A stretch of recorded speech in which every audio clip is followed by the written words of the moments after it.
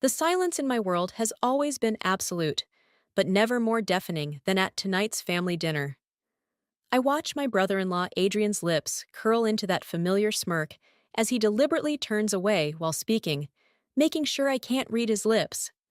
My sister Sarah notices but says nothing, pushing her food around her plate instead of meeting my eyes. I'm Stella, and I've been deaf since birth. While most people see this as a limitation, I've turned it into my superpower.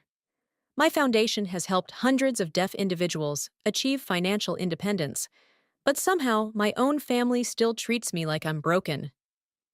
So, Stella, Adrian says, finally turning to face me, exaggerating his mouth movements mockingly.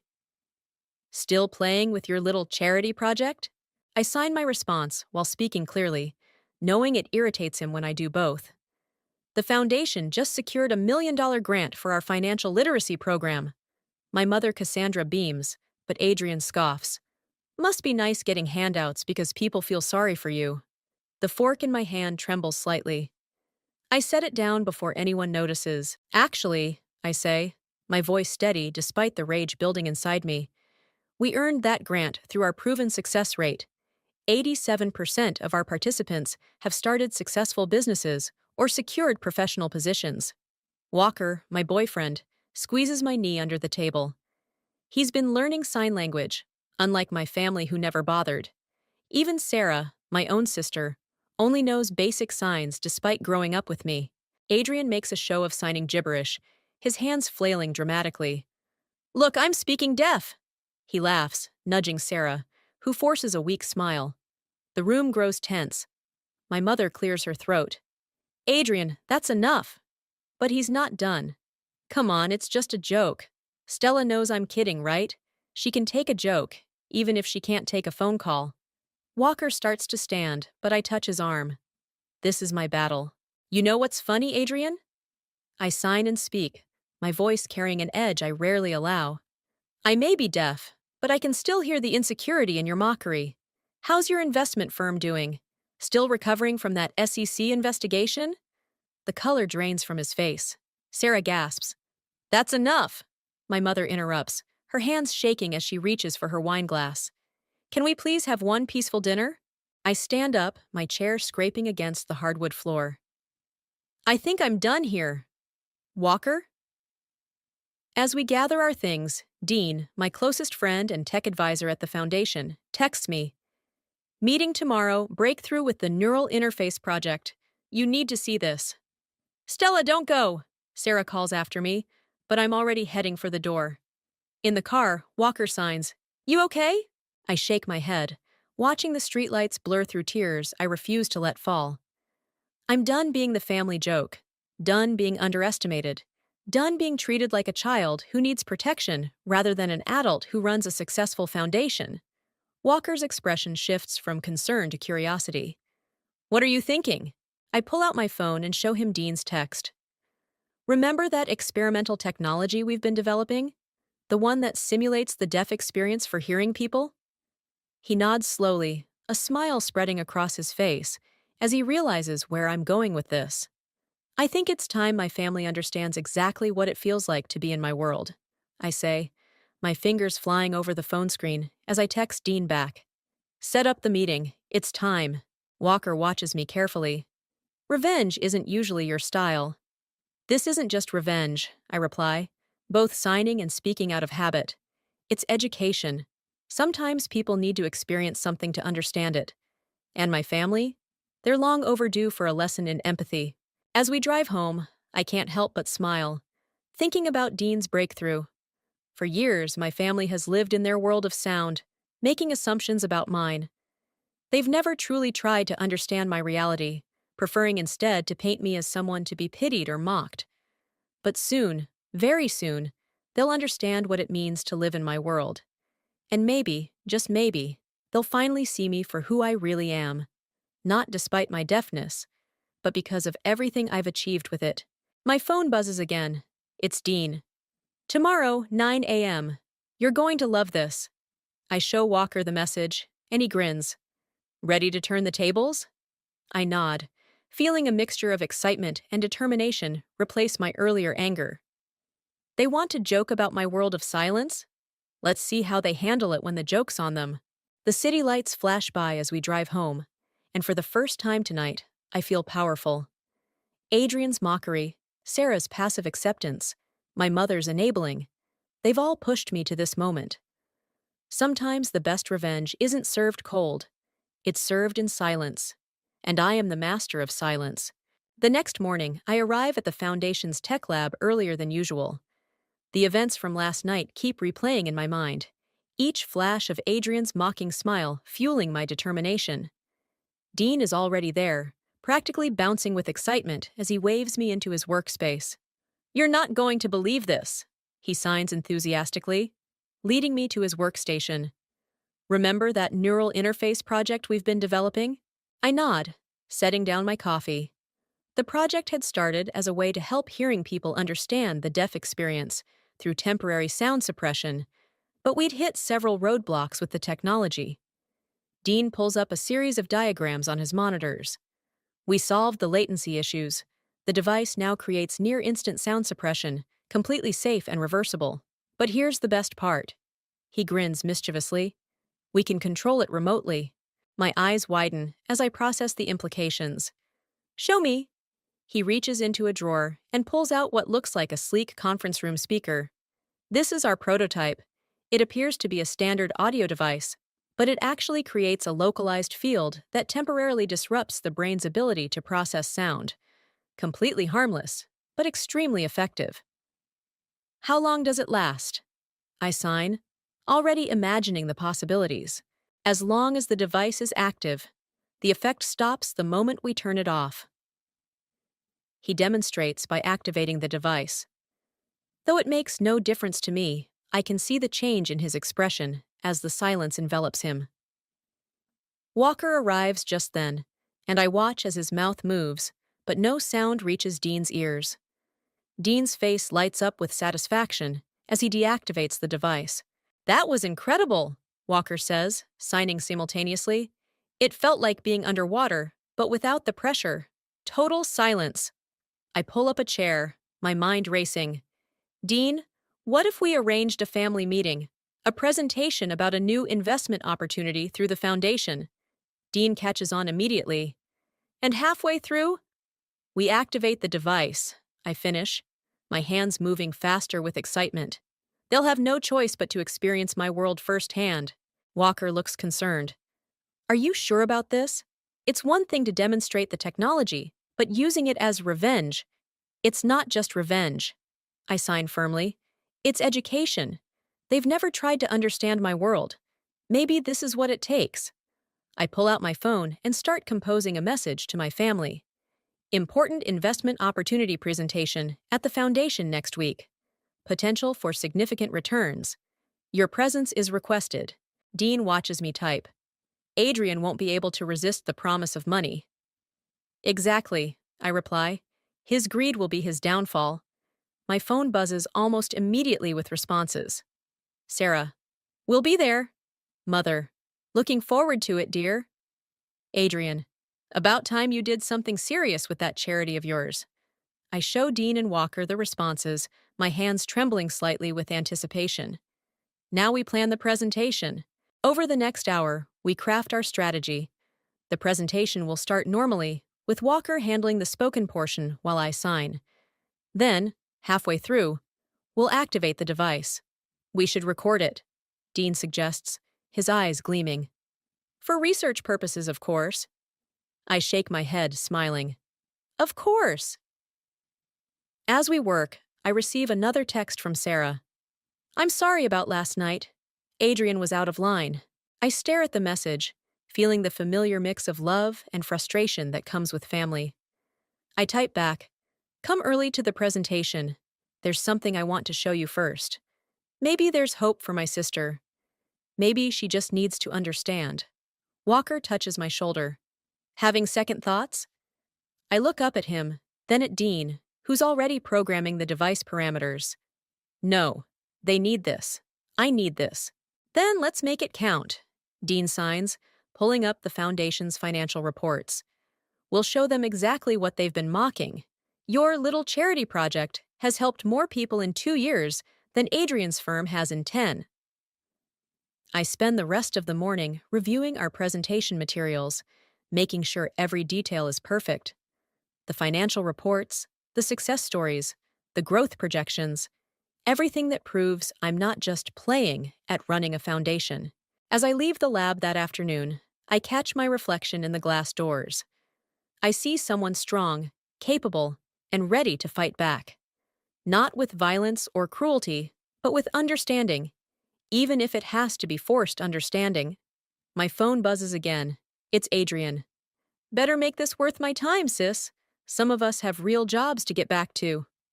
I smile, thinking of the silence that awaits him. Oh, it will be worth every second, I type back. I promise you won't forget this presentation. Dean sends me one final message before I head home. Device tested and ready. Operation Silence is go. For the first time since last night's dinner, I feel truly peaceful. Soon they'll understand. Soon they'll know what it means to live in my world. And maybe, just maybe, they'll finally see me for who I really am. The countdown to silence begins. The morning of our final test run, I arrive at the foundation to find Dean pacing nervously in the conference room. His usual confident demeanor is replaced with visible anxiety as he runs another diagnostic on the device. "What's wrong?" I sign, setting down my laptop. He hesitates before responding. "We found a potential issue during the last test.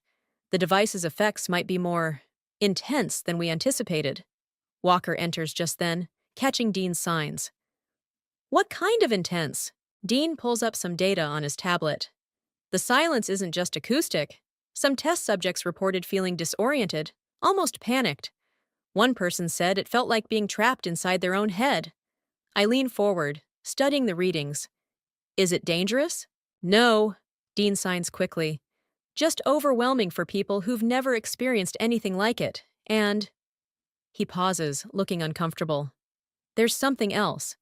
The effect radius is larger than we thought. Anyone in the room will be affected, including Walker." Walker shrugs. "I can handle it. I've been practicing sign language anyway." "That's not all," Dean continues.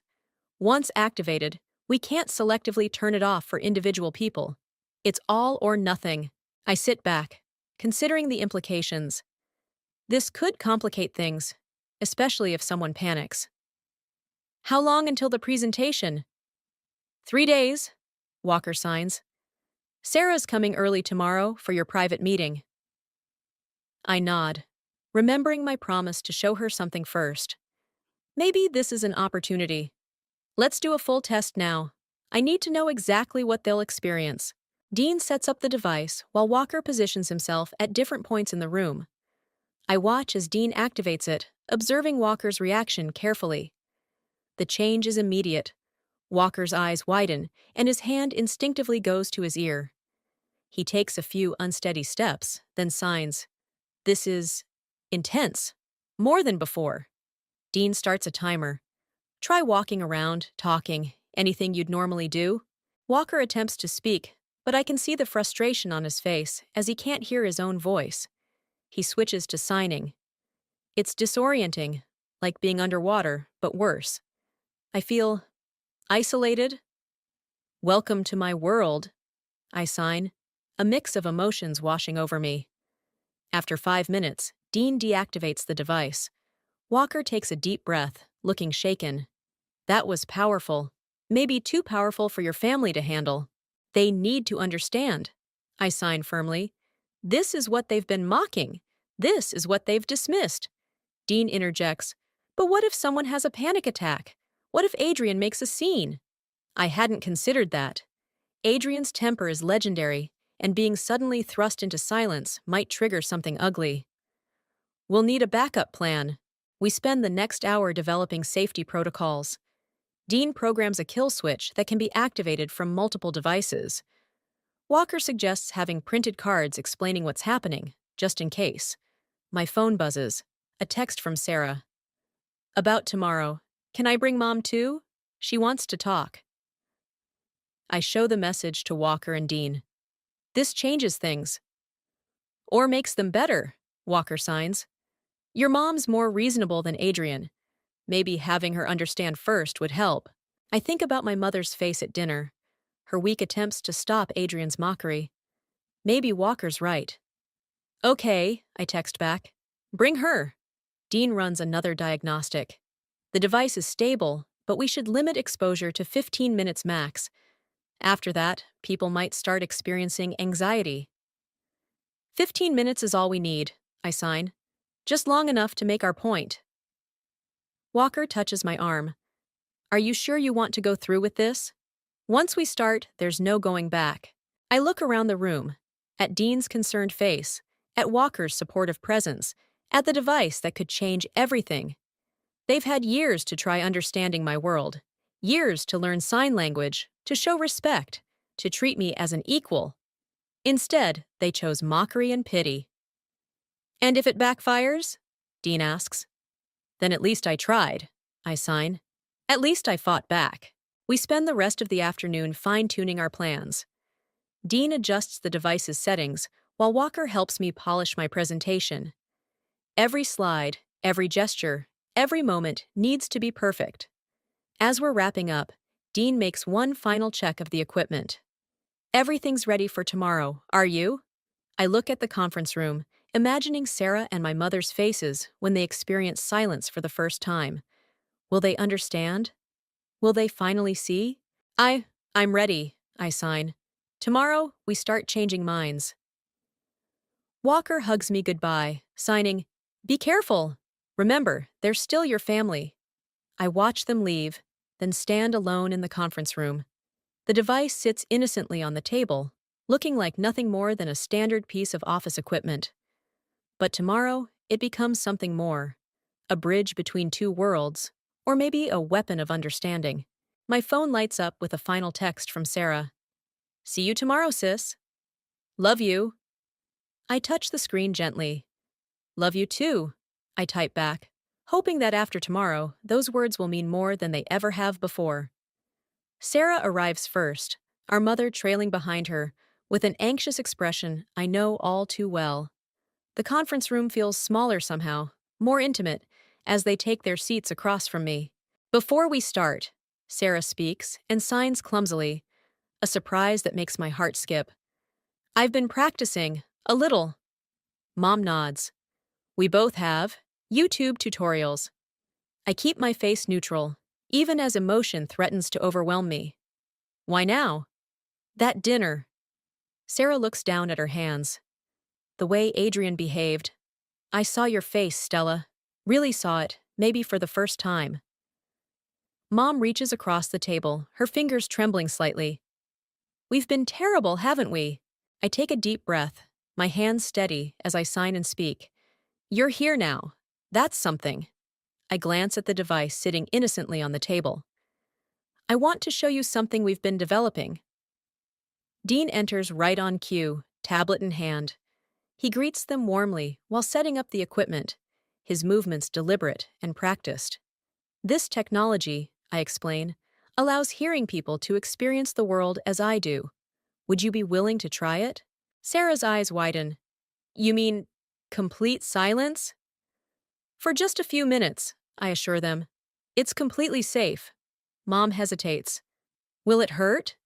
Dean steps in, his manner professional and reassuring. Not at all. It's temporary and reversible. Think of it as stepping into Stella's shoes for a moment. They exchange glances, then nod. I feel a surge of respect for their courage. Ready? I ask. Wait, Sarah says quickly. I need to tell you something first. She glances at Mom, who gives her an encouraging nod. Adrian, he's been having trouble at work. The firm's losing clients. He's taking it out on everyone, not just you. I'm not excusing his behavior, but he's scared, Mom finishes. And doing what scared, insecure people do, lashing out. This information settles in my chest, not quite changing my plans, but adding a new layer to consider. Thank you for telling me. Dean activates the device. The change in their expressions is immediate. Sarah's hand flies to her throat as she tries to speak, her eyes growing wide when she can't hear her own voice. Mom grips the table edge, looking around wildly. I wait 30 seconds, letting them adjust to the silence, then begin signing. This is my world. Every day, every moment. Sarah attempts to speak, then frustratedly switches to her basic signs. How? How do you? Her hands shake as she struggles to find the right gestures. Mom just watches, tears streaming down her face. I continue signing, speaking for Dean's benefit. I'm not broken. I'm not limited.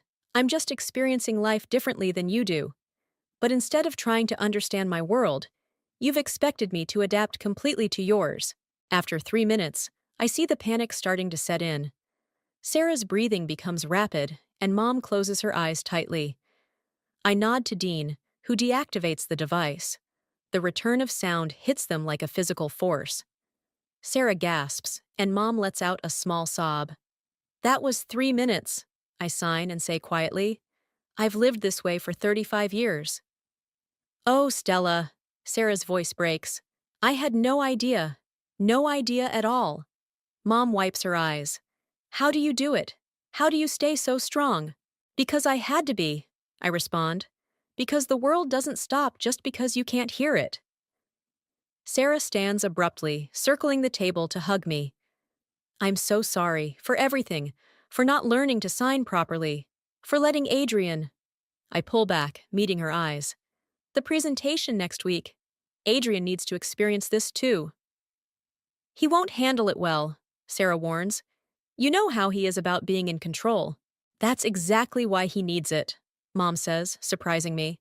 He needs to understand he's not always the most powerful person in the room. Dean clears his throat. The full presentation will be longer, 15 minutes of silence. Sarah's eyes widen. 15 minutes? We could barely handle 3. That's the point, I sign. Sometimes understanding requires discomfort. Mom reaches for my hand. We'll support you, whatever happens. Even if Adrian reacts badly? I ask. Sarah's expression hardens. Especially then, it's time someone stood up to him. As they prepare to leave, Sarah turns back. That investment opportunity you mentioned in your message. I smile. That's real too. The foundation is expanding. We're offering family members a chance to invest if they prove they understand our mission. Mom laughs softly. Clever girl, using Adrian's greed against him. After they leave, Dean turns to me. That went better than expected. I nod, watching through the window as my mother and sister walk to their car, heads bent close together in conversation. Maybe there's hope after all. But as I gather my things, Adrian's angry face flashes in my mind. The real test is still to come, and something tells me it won't be nearly as peaceful as today's revelation. My phone buzzes. A text from Adrian. Looking forward to seeing what your little charity can do. Don't disappoint me. I smile grimly. Oh, Adrian. You have no idea what's coming. The day of the presentation arrives, with a tension that feels electric. Adrian strides into the conference room 10 minutes late, his expensive suit and confident smirk a stark contrast to Sarah's nervous energy and Mom's cautious demeanor. Walker stands beside me at the front of the room, while Dean sits near the device, appearing to take notes on his tablet. Let's make this quick, Adrian announces, loosening his tie. Some of us have real meetings to attend. I catch Sarah's eye as she winces at his words. She signs a subtle sorry when Adrian isn't looking. Thank you all for coming, I sign and speak, watching Adrian's eyes roll at my dual communication. Today's presentation is about more than just an investment opportunity. It's about understanding. Walker begins the slideshow, highlighting the foundation's achievements. I notice Mom leaning forward, genuinely interested, while Adrian checks his phone under the table. Our foundation has achieved a 90% success rate in employment placement, Walker explains, pointing to the graphs. We've helped launch over 50 successful businesses owned by deaf entrepreneurs. Adrian scoffs. Impressive for a charity case, I suppose. That's my cue. I nod slightly to Dean, who activates the device. The change is instantaneous. Adrian's smug expression freezes as the silence descends. He shakes his head, as if trying to clear water from his ears. Sarah and Mom, knowing what's coming, sit very still, though I can see them bracing themselves. I continue signing, but now Walker stops speaking. The only sound in the room is the soft hum of the air conditioning. Not that they can hear it anymore. Adrian's face reddens. He opens his mouth to speak, but the silence that greets his own voice makes him jerk back in his chair. He snaps his fingers next to his ear, then slams his hand on the table. "What the hell is this?" he mouths, words clear but silent. I sign slowly, deliberately, knowing he can't understand. Sarah, to my surprise, begins translating my signs into mouthed words for him. "This is my world, Adrian. The world you've been mocking. How does it feel to be the one who can't understand?" He stands abruptly, knocking his chair backward. The panic in his eyes is exactly what I expected. But what happens next isn't. Instead of raging or trying to leave, Adrian freezes. His chest heaves with rapid breaths as he looks wildly around the room. Mom reaches for him, but he jerks away, stumbling slightly. I continue signing. "Every joke you made, every time you turned away while speaking, every moment you chose to exclude me. This is what it felt like." Sarah translates faithfully, tears streaming down her face. Adrian's legs give out, and he slumps back against the wall, sliding down to a sitting position. I walk over and kneel before him, making sure he can see my face clearly. The difference is, you can't handle 5 minutes of this. I've lived it my entire life. His lips move, forming words I've never seen from him before. "I'm sorry, but I'm not done." I stand and sign to the room, Sarah still translating. "The foundation isn't a charity case. We've secured contracts with major corporations. We're launching a tech division. That investment opportunity I mentioned? It's real. But it's only open to those who respect our community." Adrian's face shifts from panic to something else. Realization, perhaps, or regret. Mom moves to comfort him, but Sarah holds her back, shaking her head. After exactly 15 minutes, Dean deactivates the device. The return of sound makes everyone except me flinch. Adrian doesn't move from his position on the floor. When he finally speaks, his voice is hoarse. How do you live like that?" "I live like that because I have no choice," I respond, both signing and speaking. "The question is, how will you live, knowing what you know now?" He looks up at me, and for the first time in years, I see my brother-in-law without his armor of arrogance. "I've been a complete ass, haven't I?" Sarah lets out a sound between a laugh and a sob. "Yes, you have." Adrian slowly gets to his feet, straightening his suit with trembling hands. "The investment opportunity. Is it really open to family?" It is," I confirm. "But there's a condition." "Sign language lessons," he says before I can continue.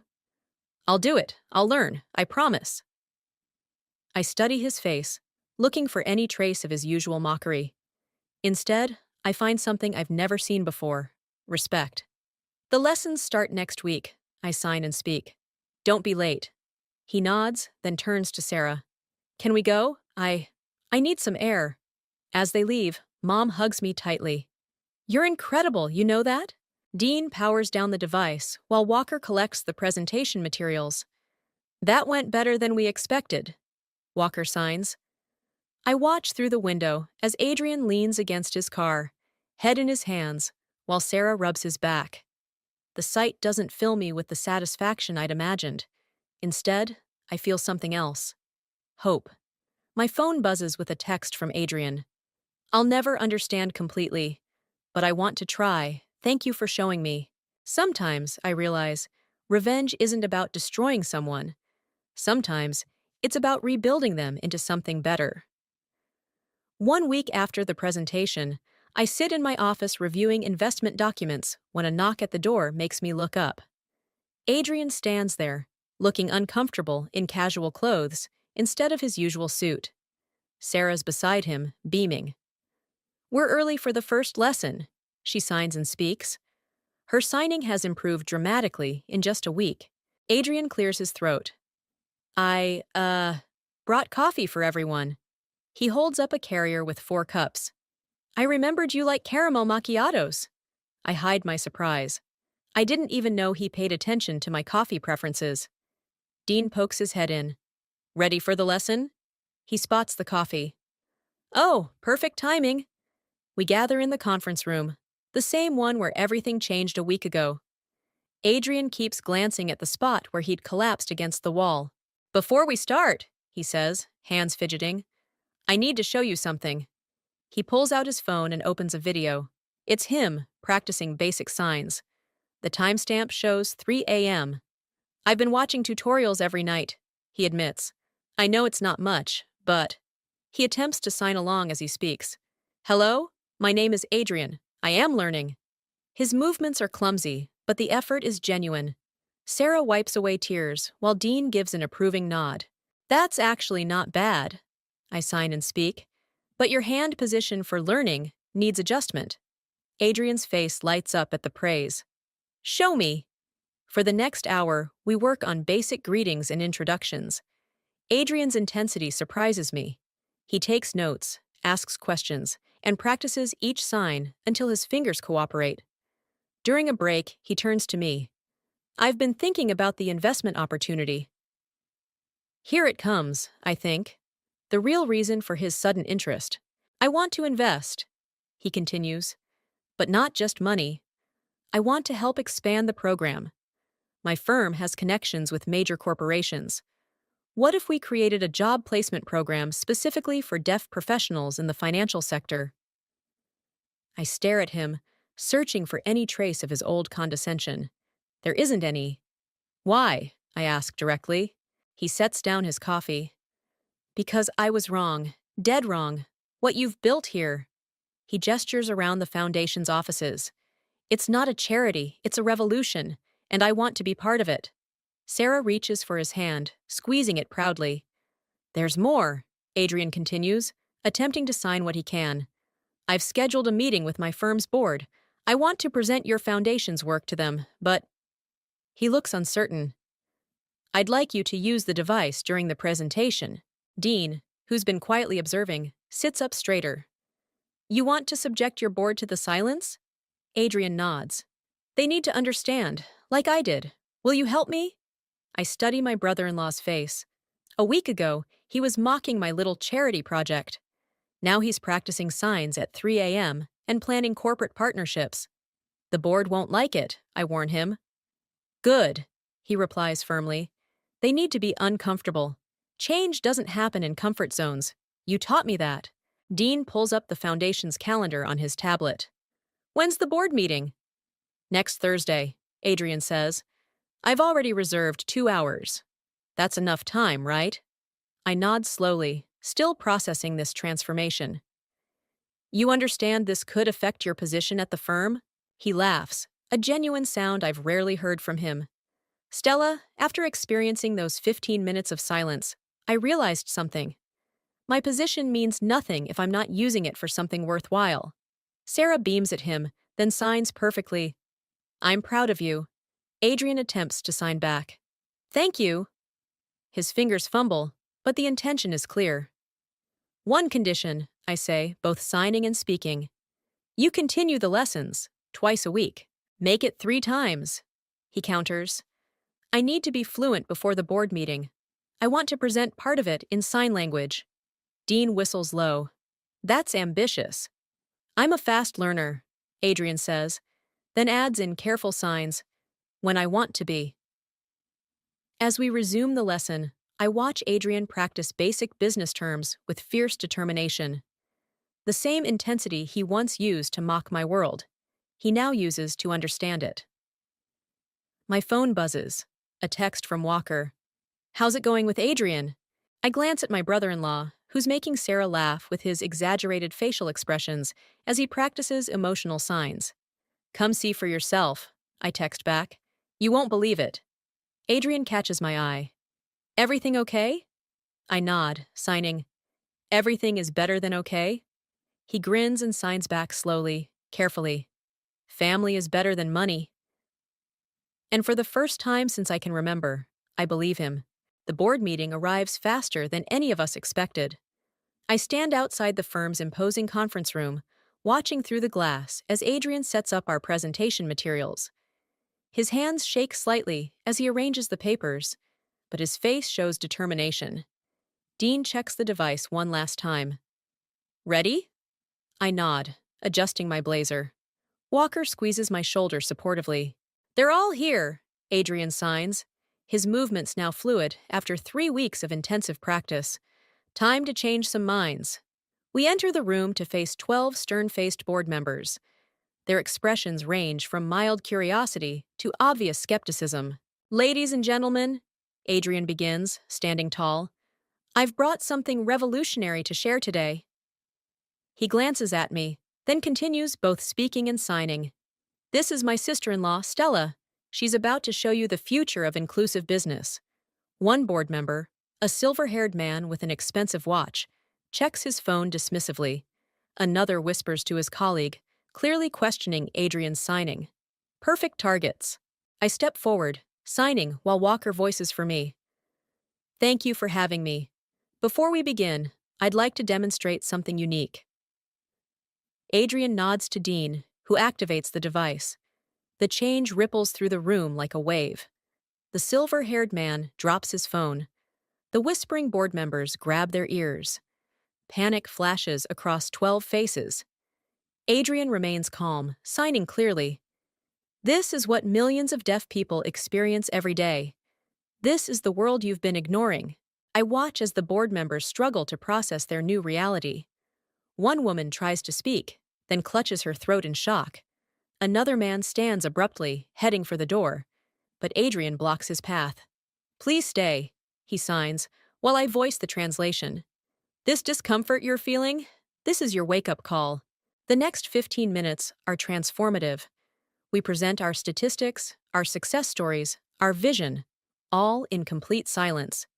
Adrian signs alongside me now, his movements confident and precise.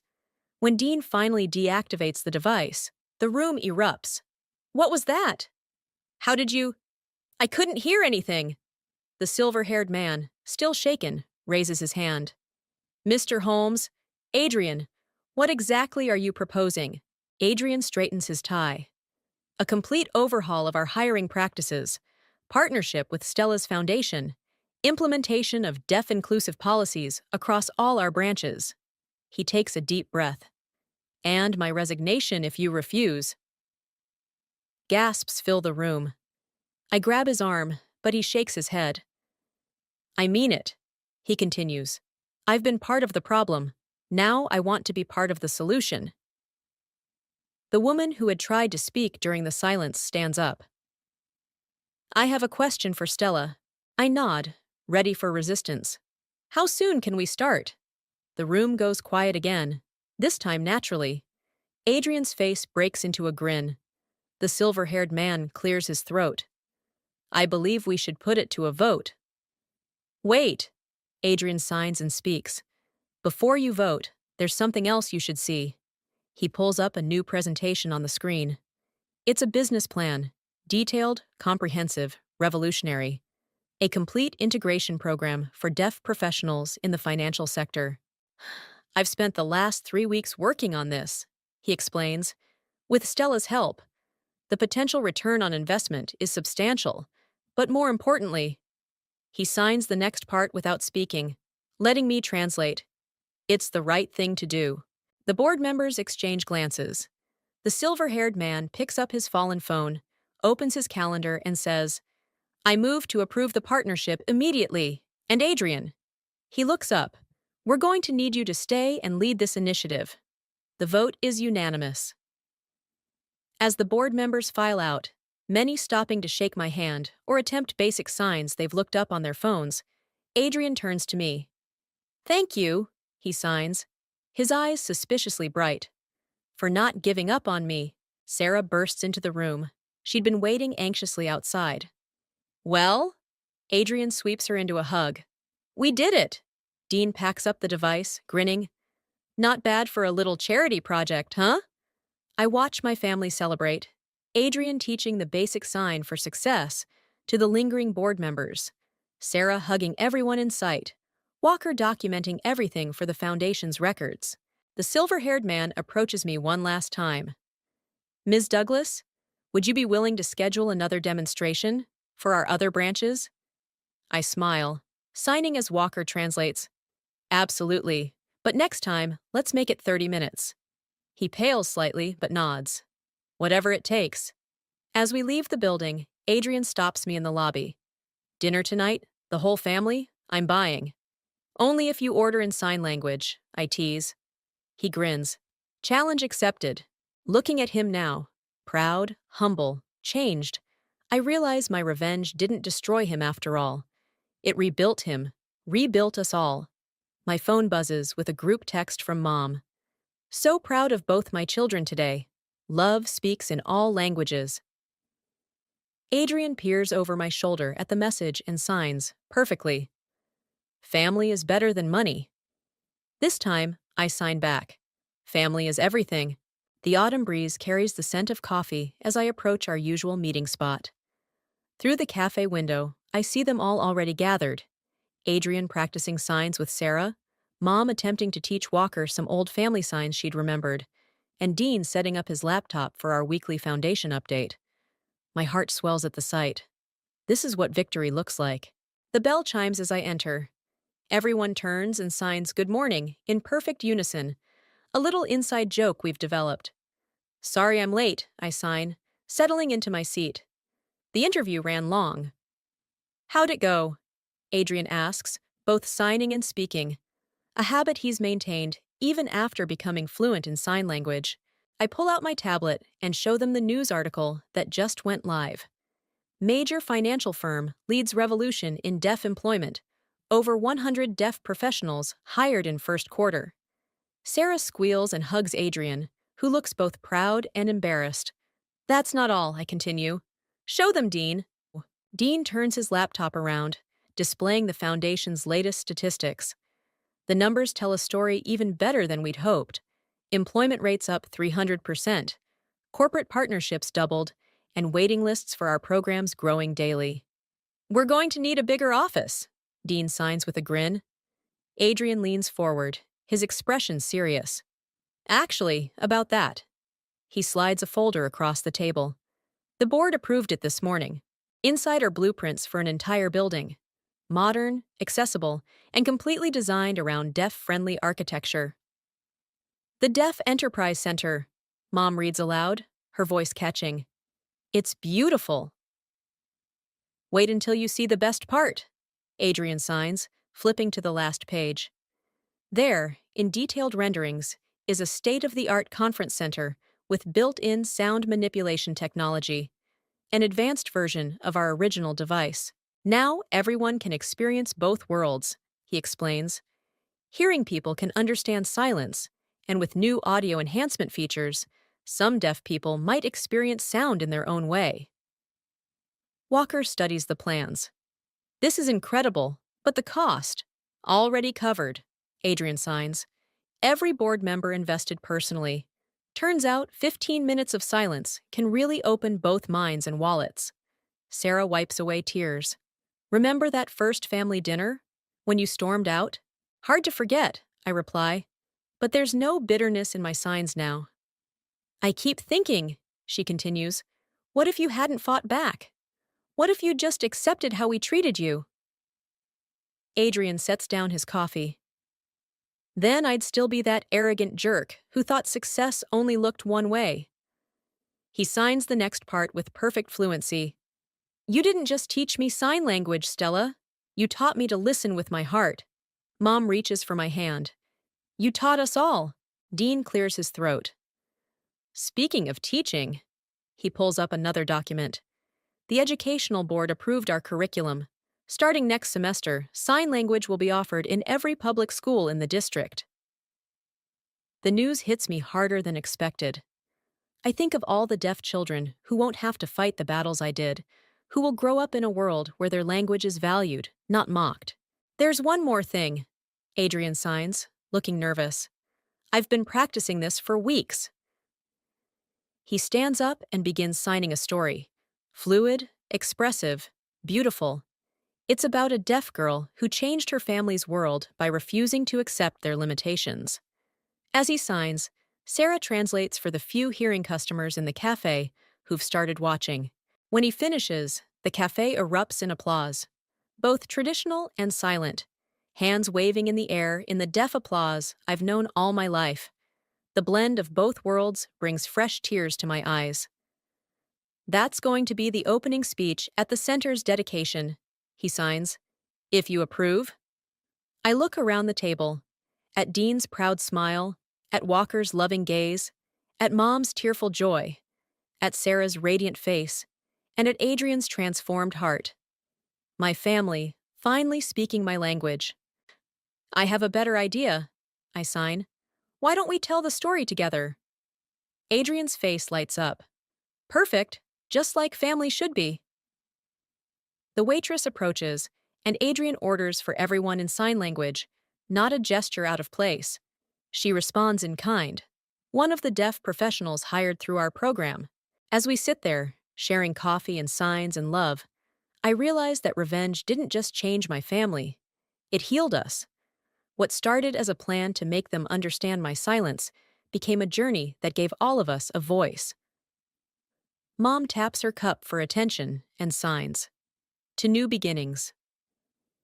We all raise our cups, hands moving in perfect synchronization. To new beginnings.